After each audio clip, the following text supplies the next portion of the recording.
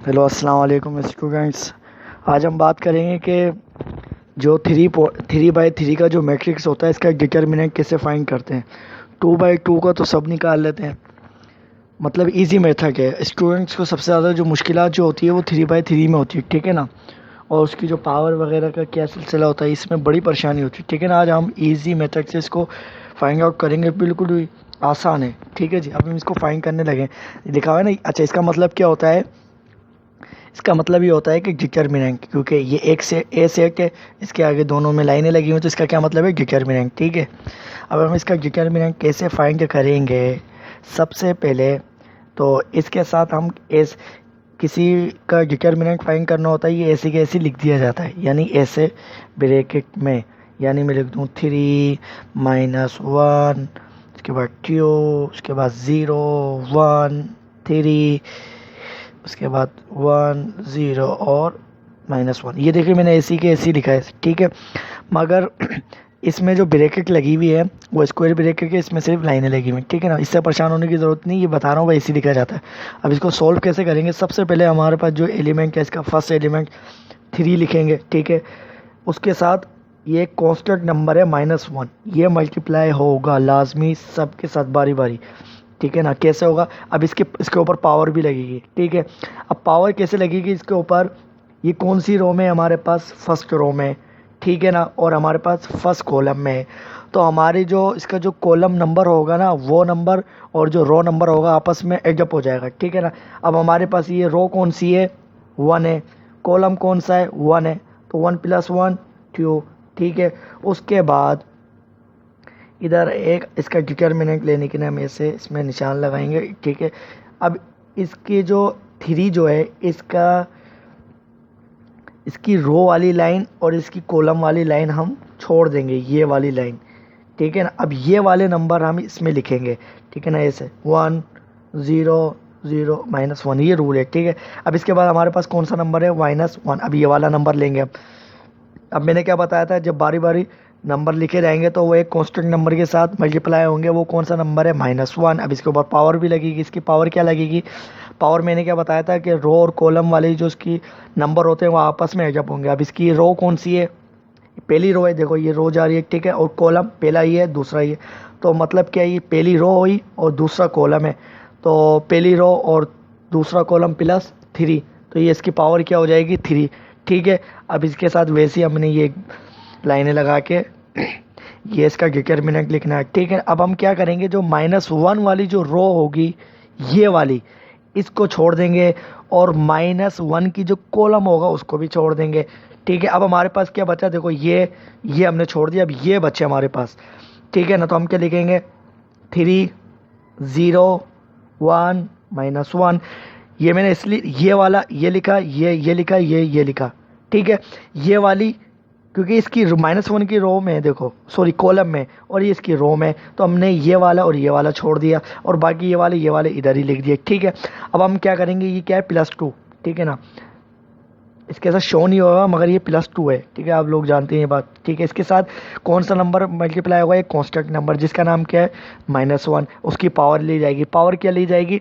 रो और कॉलम को जमा किया जाएगा, ठीक है ना। इसकी रो, सबसे पहले हम रो देखते हैं, ठीक है। इसकी 2 की रो कौन सी है? पहली रो है, तो ये फर्स्ट रो है, ठीक है। और इसका कॉलम कौन सा? पहला कॉलम, दूसरा कॉलम, तीसरा कॉलम। पहली रो 1, तीसरा कॉलम 3, तो क्या हो जाएगा? ये 1 + 3 4, ठीक है। इसके साथ ये ब्रैकेट लगाई जाएगी, ठीक है। अब 2 की जो रो वाले और कॉलम वाले नंबर छोड़ के बाकी हम इसमें लिख देंगे। देखिए 2 के साथ ये रो में है, ये वाले छोड़ दिए, और 2 के साथ ये कॉलम में ये वाले छोड़ दिए, बाकी ये रहेगा। अब ये लिखेंगे हम 3 1 1 0, ठीक है। अब इसके बाद हम क्या करेंगे?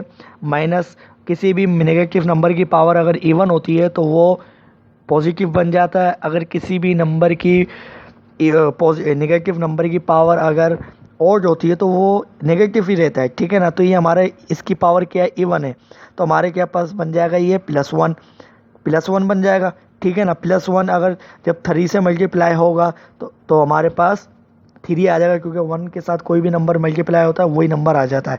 ये 1, ये -3 इसलिए नहीं आया क्योंकि ये जो -1 है वो इवन नंबर्स की इसका स्क्वायर लिया गया है, ठीक है ना, इसकी पावर जो थी, इसके जो हमने हल किया तो ये +1 हो गया, क्योंकि किसी भी नेगेटिव नंबर की पावर अगर इवन होती है तो वो पॉजिटिव हो जाता है, अगर ऑड होती है तो वो नेगेटिव ही रहता है। तो ये पॉजिटिव हो गया, जब पॉजिटिव नंबर के साथ 3 मल्टीप्लाई हो, 1 था वो 3 रहा, फिर ये वाला हम इसके साथ ये ऐसे लिख देंगे 0, सॉरी ये है 1, सॉरी आई एम सॉरी,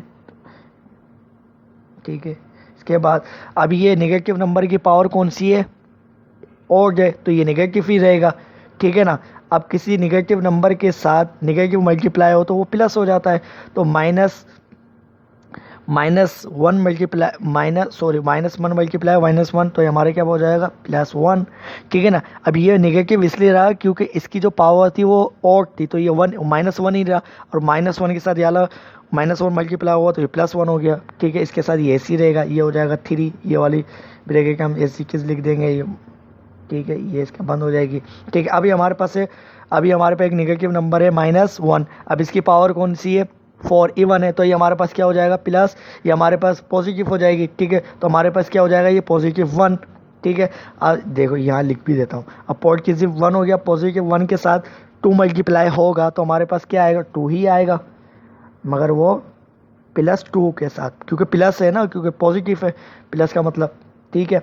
अब इसके साथ ये वाला जो है ये सेम इसी लिख देंगे 1 1, ठीक है।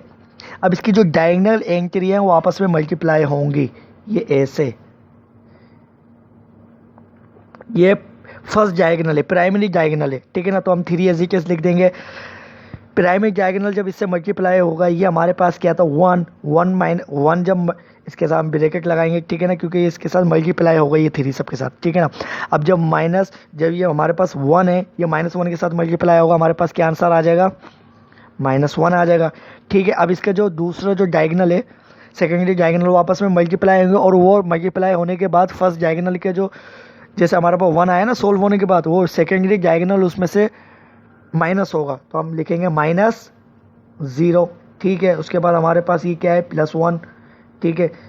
ये 3 हमारे साथ 1 के साथ मल्टीप्लाई होगा, तो ये क्या बन जाएगा -3। इसके अंदर से मैंने क्या कहा था, माइनस कौन सा होगा, फर्स्ट प्राइमरी डायगोनल जो मल्टीप्लाई होने के बाद लिख दिया जाएगा, फिर सेकेंडरी डायगोनल मल्टीप्लाई किया जाएगा, उसको फर्स्ट में से माइनस करा लेंगे। फर्स्ट मैंने लिख दिया ये वाला, देखो, ठीक है। अब ये जो 1 है ये 0 के साथ मल्टीप्लाई होगा, ये तो क्या हो जाएगा 0 हो जाएगा, तो हमने ये लिख दिया, ठीक है जी। फिर इसके बाद ये +2 हमने एज इट इज लिख दिया, ठीक है। 3 मल्टीप्लाई 0 हो जाएगा ओबियसली, ठीक है। उसके बाद 1 मल्टीप्लाई 1 ही रहेगा, ठीक है जी। ये 1 मल्टीप्लाई 1 ही रहा, ठीक है। अब 0 में से -1 में से 0 जाएगा, -0 करेंगे तो हमारे पास -1 ही रहेगा, ठीक है। +1 ये वाला है, ठीक है। उसके बाद -3 में से -0 जाएगा तो हमारे पास क्या रहेगा -3 ही रहेगा, ठीक है ना। फिर हमारे पास क्या है +2, ठीक है। अब +2 हमने लिख दिया, ठीक है। अब 0 में से अगर कोई नंबर माइनस ही एडजब होता है तो 0 नहीं आएगा। अब 0 के अंदर से जब -1 जाएगा तो हमारे पास क्या नंबर आएगा -1, ठीक है जी। बात समझ में आ गई होगी, ठीक है। 3 मल्टीप्लाई 3 जब माइनस के साथ मल्टीप्लाई होगा, ये हमारे पास क्या आंसर आ जाएगा, ये हमारे पास आंसर आ जाएगा -3। पॉजिटिव जब नेगेटिव के साथ मल्टीप्लाई होता है तो वो नेगेटिव बन जाता है, ठीक है ना। ये हमारे पास ये वाली वैल्यू आ गई कि ठीक है। फिर ये जो +1 है, ये -3 के साथ जब मल्टीप्लाई होगा तो हमारे पास क्या आ जाएगा माइनस ही आएगा, -3 आएगा, क्योंकि कोई भी नंबर 3 जब 1 के साथ मल्टीप्लाई हुआ है ना तो हमारे पास -3 आएगा, ठीक है। उसके बाद ये हमारे पास है +2, हमारे पास क्या है +2। अब +2 जब हमारे पास -1 से मल्टीप्लाई होगा तो हमारे पास क्या आंसर आ जाएगा, ओबियसली माइनस कर देगा इसको 1, क्योंकि -1 है ना, तो हमारे पास ये आ जाएगा -2, -3 प्लस ये सारे एडअप हो जाएंगे, तो ये एडअप होके क्या बनेंगे 6 2, ठीक है। ये हो जाएगा 8 सारे, ठीक है ना। -3 -2 -3, तो ये हमारे पास हो जाएगा -1, ये इसका आंसर है। और ये नॉन सिंगुलर है, क्योंकि अगर 0 होता आंसर तो हम कहते ये सिंगुलर है हमारे जाला जो ए मैट्रिक्स है, मगर ये है नॉन सिंगुलर, क्योंकि हमारा जो आंसर आया वो नॉन ज़ीरो नंबर आया। तो हम क्या लिख सकते हैं, नॉन सिंगुलर। ये हमारे पास जो ये मैट्रिक्स है, ए मैट्रिक्स का जो डिटर्मिनेंट आया है, ये क्या हमारे पास, ये हमारे पास नॉन सिंगुलर मैट्रिक्स है, सिंगुलर नहीं है। सिंगुलर होता तो ये हमारे पास आंसर क्या देता, 0। ठीक है ना, ये हमने प्रूफ कर दिया। ठीक है जी, ठीक है जी। बाकी इंशाल्लाह मैं वीडियो डालता रहूँगा आप लोगों को अच्छा मैथमेटिक्स समझ आ जाएगी। ठीक है जी, बाय बाय, अल्लाह हाफिज़।